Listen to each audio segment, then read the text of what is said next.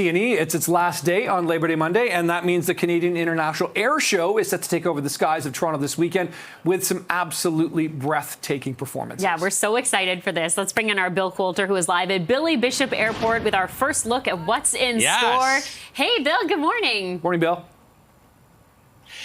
Good morning. Yeah, the old lady by the lake.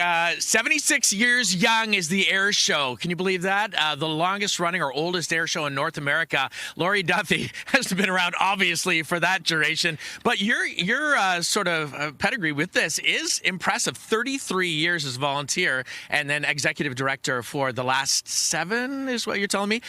So how excited does this day make? I know it's a lot of work, but when you get to this point, what's going through your head? We're just so excited. We obviously planned for this. I've got an incredible team that work with me all year round to get this going. So to be here, practice day, we're just excited to be here, and we've got some incredible performers with us this year. So I remember from when I was in university, that was a lot longer than for most. But I'd hear the roar by the lakeshore, and it was just these planes, and it was impossible not to be in the city and not to know something really impressive was going on. And year over year, it's become a real tradition. What's kind of coming back that people will be excited about? What's new that people who come every year will maybe be excited about? Well, for this year, we're really focusing on Canadiana. So we've got all Canadian pilots from across coast to coast. We've got a lot of new performers here. We've got Dan Fortin. We've got Marco Rasconi is back with the P-51. Marco is a former snowbird. We've also got the Northern Stars, which is made up of 2 former snowbirds, plus a retired RCAF officer. So we've got the best aviators from Canada joining us this weekend. It's such an impressive, I mean, everyone loves the CNE to begin with, but kind of capping off summer and capping off the Canadian National Exhibition to be able to take it in. What, in your opinion, or where, in your opinion, is the best place or way to take in this air show? Well, obviously the best place is within the exclusive air show zone. That's the ticketed area where we've got from general admission all the way to an elevated experience where you can meet and greet with the pilots and have lunch with them. We also have new this year the Skydeck Cruise. So we've chartered a yacht that's going to be center stage on the water, so you can watch the show from the opposite side of the stage looking back at the city. So that's new this year as well. We've got a few tickets left for that. Of course, the nice thing about the Toronto Air Show is it's so accessible. So we know that there's 1 million people that watch the show for free across the 14 kilometers of waterfront. So for those that want to experience that, we've got the live narration that you can get through our website for free. And for those who can't come down to Toronto or maybe across Canada and want to watch, we've got the live video live stream as well. So before I talk to our pilot, Dan Fortin, who's right behind me, it's hard to have favorites, right? But do you have one that has maybe a special place in your heart, an airplane or a pilot? Well, I hope Dan's not listening to me here, but my favorite is definitely the snowbirds, my beloved snowbirds. They are what inspired me to become a pilot, and I just love them. They're going to close our show every day this weekend. Okay, cool. And I just looked it up. I believe it's still the CT-114 Tudor. Is that? That's right, yeah. Okay, see, I'm learning things. Thank you, Lori. Thank you. Have a great show. Dan, you have a really cool plane. I was taking it. It's a former Chinese military plane. Dan Fortin, pilot. Tell me a little bit about the plane you have here today. Well, good morning. It's a Nanchang CJ6 Nanchang. It was built in Nanchang, China. So in the mid-50s, new design was required for the military trainer in China, and this is what came out. It's the first airplane that was 100% built and designed in China. So first flight in 1958, and they were in production up until about 2007. This specific airplane is a 1985. So as far as the airplane is concerned, that's pretty young. But pretty cool because it's from the other side of the world. Are there differences? You know, sometimes automobiles over here have different design characteristics than one even in England or across. Is it weird to get used to those kind of differences? Yeah, there are a lot of differences. All of the systems work differently on either Russian or Chinese airplane, but once you get used to it, it gets natural really fast. So it takes a couple of hours, maybe 5 hours of flying to get used to all of the concepts that are different from this side of the world to the other side of the world. 5 hours I can get behind that. Well, if you're a pilot, yes.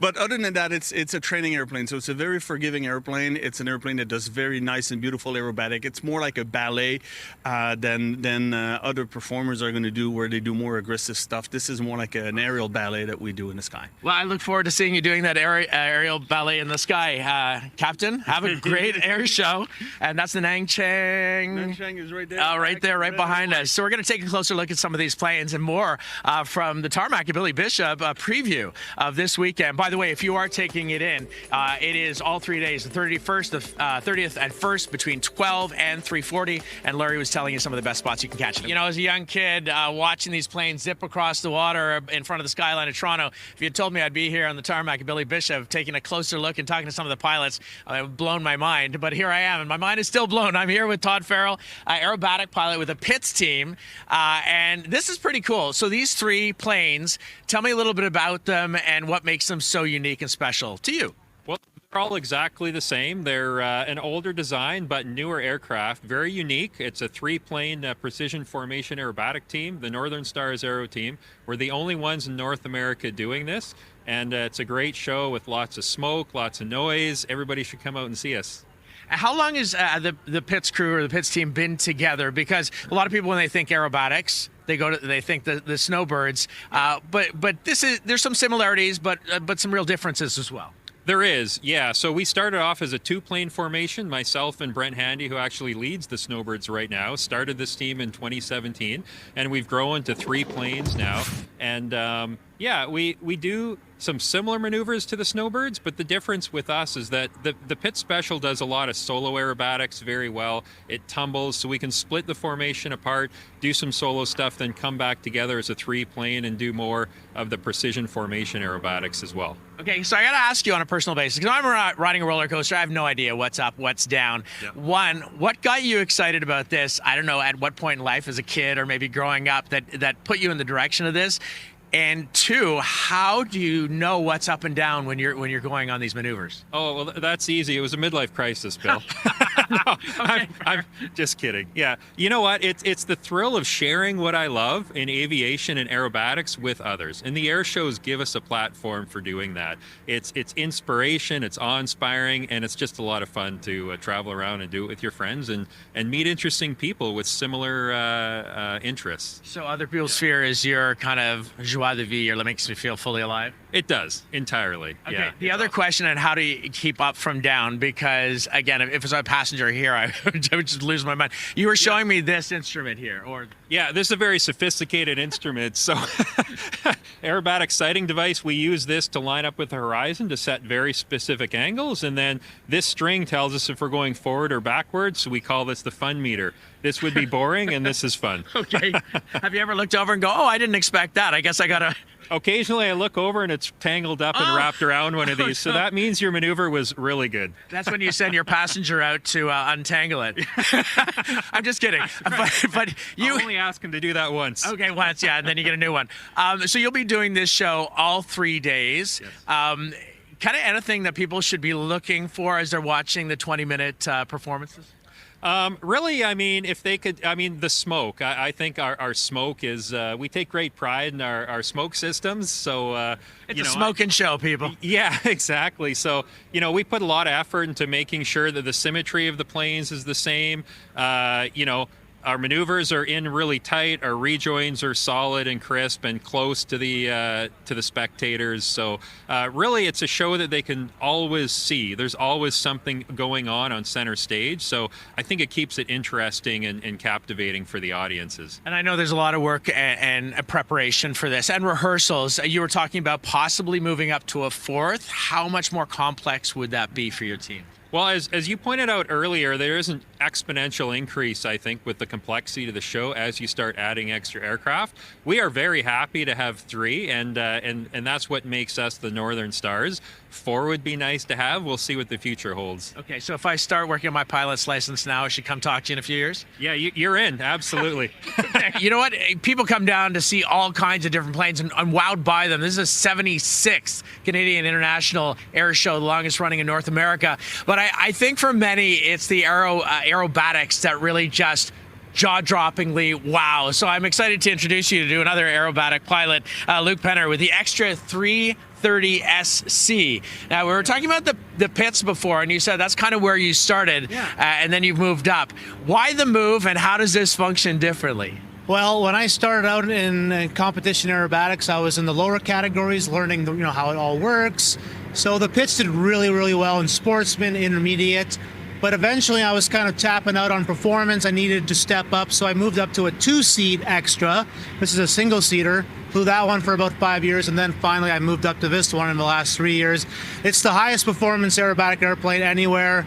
My goals are world level competition, so this is the right machine for that. And you're in the unlimited, or often in the unlimited category. What does that mean? And I mean, obviously there's limits to everything, but this allows you to push to the very max, right? Yeah, in the catalog of maneuvers that we do in competition, it's truly unlimited. There's tens of thousands of possible combination of maneuvers that we fly.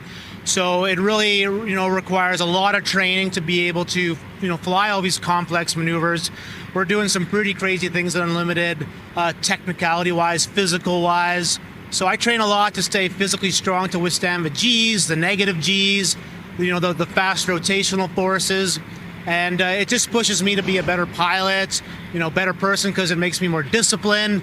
So in my air show routine, I try to incorporate some of the classical competition style with the freestyle flying as well, merge them together. It's wild. We were talking about the string, the fun string, or whatever you call it, to be able to know whether you're going up or down. So tell me a little, what else comes into play? Does the sun ever a cloudy day versus a sunny day? Is that something you have to contend with? Yeah, for sure. Yeah, it changes the contrast of how you see the environment around you. Like flying over water is different than flying over land, of course.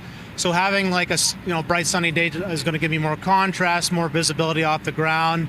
But also when I'm up on the vertical, I'm looking off my side, looking through this triangle here, which helps me be very precise with my lines, my geometry. So if I'm looking into the sun, that's less than ideal. Right. You just got to shift it around. Yeah. Talk about G-forces too, because it's unbelievable. You were talking about 6G. It was 6 times your body weight forces against you. Is that yeah, just again to compare to the Pitts S2B, this is a much older design. It's a wooden fabric wing. This airplane is limited to +6, -3 Gs. This airplane is plus or minus 10 Gs. Wow. So in an air show sequence or a competition sequence, I'm right up there. 8.5, 9 Gs positive, -7, -7.5 Gs on the negative side. So very, very physical kind of flying. You've literally got harnesses to hold you into the seat, because when you stick down, what did you call that? It's wanting to launch you out of your seat. Yeah, exactly. We have double ratchets that we apply upwards of 1,500 pounds of force to keep us planted into the seat. So even though we're pushing hard, we keep perfectly firm in the seat. It's like when you fly this plane, it's like putting on a pair of pants. Like you feel very much one with it. You don't move around at all. It's not the most comfortable thing in the world, but that's beside the point. We're flying our routines for not that long. And when I fly cross country, yeah, it is what it is. There's no autopilot, there's no automation, but I love the airplane and I just put up with it. And that's just something you build a tolerance for, just by doing it and doing it. Exactly right. Going on merry-go-rounds and things. No, well, you're not wrong. Okay, thank you so much for talking to me. Have a fantastic show. It's a pleasure to meet you. So cool. I've had the pleasure of talking to several aerobatic pilots this morning, and boy, we have a special one right now. And I got to think, when you're driving on those eastbound routes and you put the visor down, that's how you protect your eyes. I guess you got to wear some pretty thick goggles when you're flying into the sun in one of these beautiful, this is Marco Rusconi, by the way, an aerobatic pilot, flying a P-51 Mustang.